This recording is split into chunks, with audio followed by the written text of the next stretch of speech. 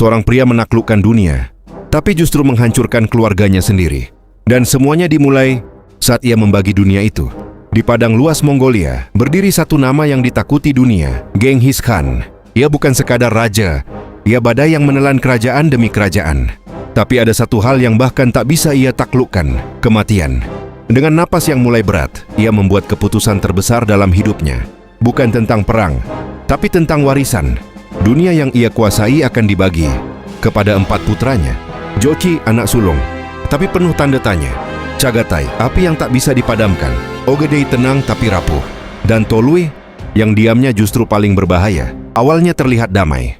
Wilayah dibagi, kekuasaan diberikan, tapi satu tatapan berubah jadi kecurigaan.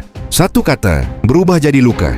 Dan satu rahasia mengubah semuanya. Chagatai tak pernah percaya pada Jochi. Ia yakin kakaknya bukan darah asli ayah mereka. Dan dari situlah kebencian mulai tumbuh. Di balik pesta megah dan kemenangan besar, bisikan pengkhianatan mulai menyebar. Pelan, tapi mematikan. Lalu semuanya berhenti. Satu kabar datang. Jochi mati, tanpa luka, tanpa perang. Hanya tubuh dingin dan ribuan pertanyaan. Ini takdir atau pembunuhan? Kecurigaan berubah jadi racun. Saudara berubah jadi musuh.